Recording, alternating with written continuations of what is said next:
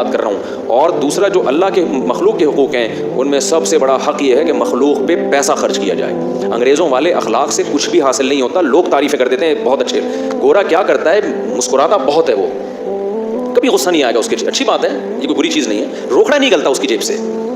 بات آ رہی ہے سمجھ میں؟ ابے بھائی بس یہ کہہ کے بیان ختم کر رہا ہوں. گورا پتہ ہے کیا ہے؟ بہت اچھا ہے.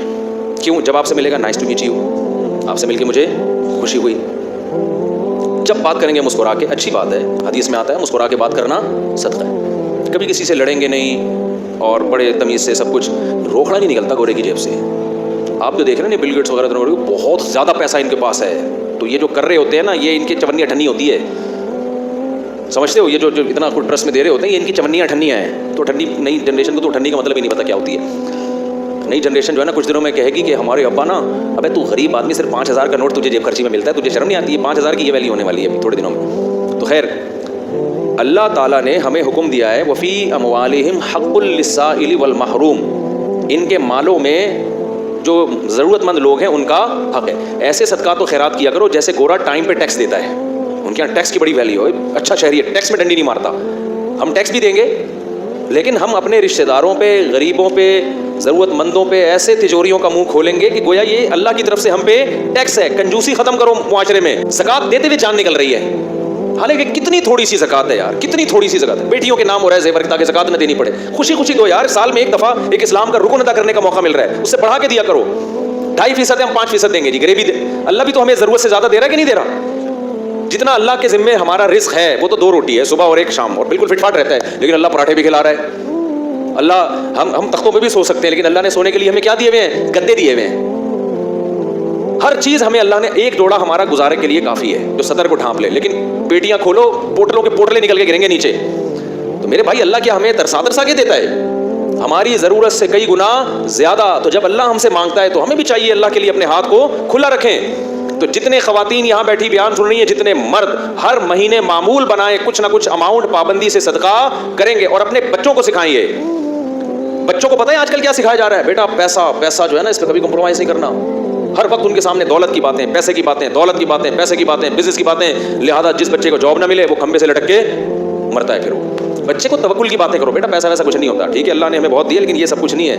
اصل عمل ہے. اصل کیا ہے؟ عمل ہے. قارون جب اپنے خزانوں کے ساتھ نکلا تو غریبوں نے کہا پیسہ ہی سب کچھ ہے. اہل علم نے کیا کہا؟ بھائی یہ کچھ بھی نہیں ہے, اصل عمل ہے. یہ اہل علم نے کہا نا, قرآن میں کئی بار بتا چکا. تو اپنے بچوں کو سکھاؤ بیٹا پیسے کسی کی دولت دے کے رالے مت ٹپکانا. اصل کیا ہے؟ عمل ہے. صدقہ خیرات, یہ پیسے والا اگر صدقہ خیرات کرتا ہے تو بہت اچھا, نہیں کرتا تو بیٹا یہ پیسہ پپا لے جانا ہے. تو بچپن سے ان کو عیدیاں دیا کرو, تو ان کو بولا کرو کہ کچھ صدقہ کرو اس میں سے. ہماری حضرت تو فرمایا کرتے تھے جب فقیر کو پیسہ دینا ہو نا, بچے کے ہاتھ سے دلواؤ کہ تم دے کر آؤ جا کے, تاکہ اس کو پیسہ دینے کی عادت پڑے.